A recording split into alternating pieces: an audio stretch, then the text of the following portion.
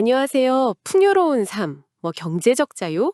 이거 정말 많은 분들이 바라시죠. 네, 그렇죠. 특히 신앙을 가진 분들이라면, 부자가 되는 게 과연 하나님의 특별한 축복일까? 이런 고민 한 번쯤은 해보셨을 것 같아요.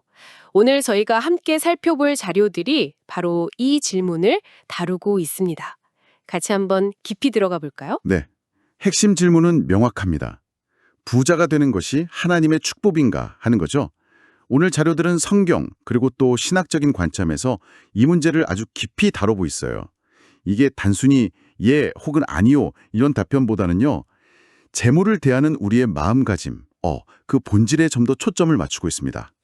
그 마음가짐이요. 흥미로운 지점이네요. 단순히 부 그 자체가 아니라 그걸 대하는 태도가 중요하다. 이런 말씀이시죠.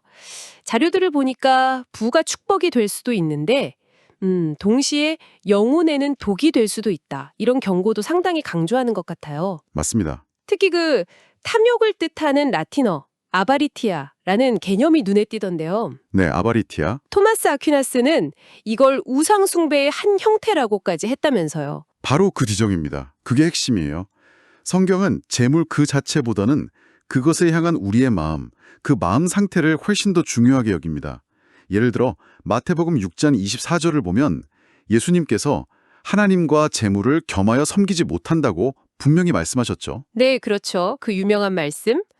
여기서 제물로 번역된 헬라어가 마모나스라는 건데요.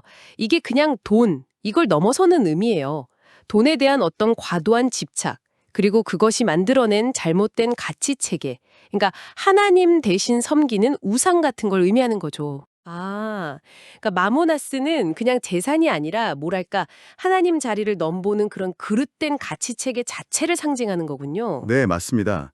돈이 삶의 목적이 되어버리는 순간 그게 바로 우상이 되는 겁니다. 그럼 성경은 구체적으로 재물을 어떻게 다루라고 이야기하나요? 부 자체를 그냥 부정적으로만 보는 건 또 아닌 것 같던데요? 네, 맞아요. 그 점도 중요합니다.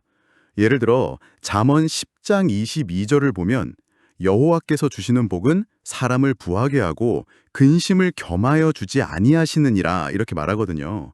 그러니까 하나님이 주시는 참된 복에는 뭐랄까 염려나 불안 같은 게 따라오지 않는다는 거죠. 근심이 없는 복이군요. 그렇죠. 또 신약 디모데전서 6장을 보면 부유한 사람들에게 재물에 소망을 두지 말고 오직 하나님께 소망을 두라고 권면해요. 그리고 선한 일을 하고 나누어 주기를 힘쓰라고 하죠. 결국 핵심은 재물을 소유하는 것 자체가 문제가 아니라 우리가 그걸 청지기로서 어떻게 사용하고 또 어떤 태도를 갖느냐 하는 겁니다. 청지기로서의 자세. 근데 그게 말처럼 쉽지는 않을 것 같아요. 네, 어렵죠. 자료에 넣은 성경 인물들 사례를 보면 그 어려움이 더 와닿는데요.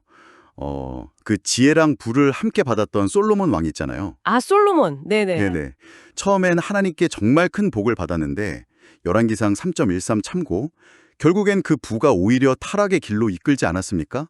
열왕기상 11.1 4 참고 네, 그렇죠. 탐심이 어떻게 우상숭배로 이어질 수 있는지를 아주 극명하게 보여주는 경고 같아요. 아주 중요한 지적이세요.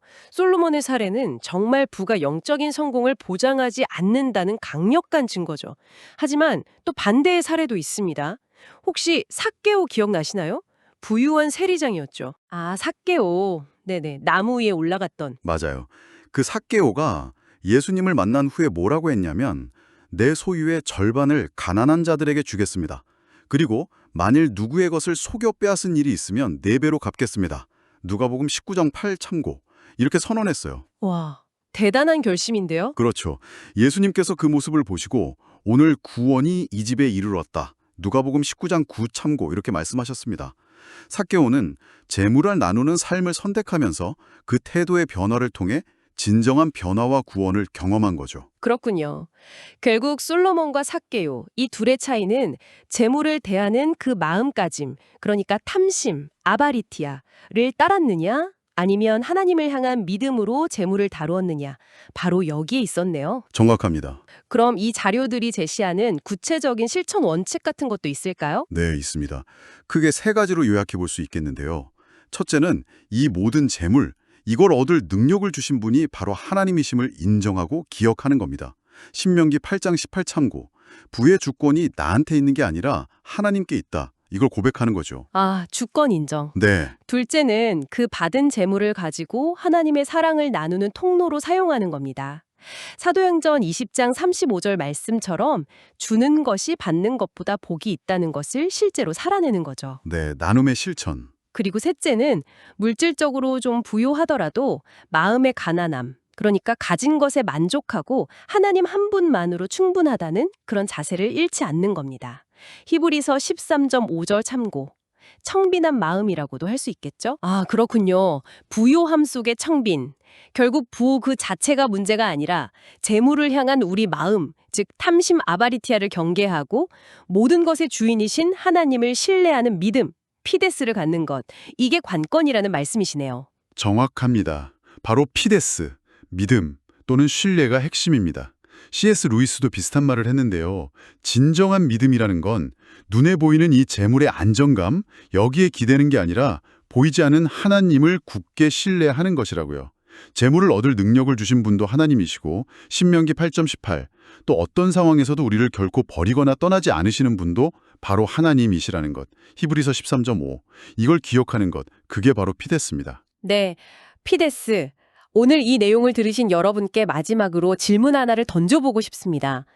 여러분의 삶에서 물질적인 것들을 대하는 여러분의 태도는 궁극적으로 무엇에 대한 신뢰, 즉 여러분의 피데스를 보여주고 있다고 생각하시나요? 그것이 손에 잡히는 것들인가요? 아니면 눈에 보이지는 않지만 영원한 가치인가요? 이 질문을 마음속에 한번 품고 잠시 생각해 보시는 시간을 가져보시면 어떨까 싶습니다.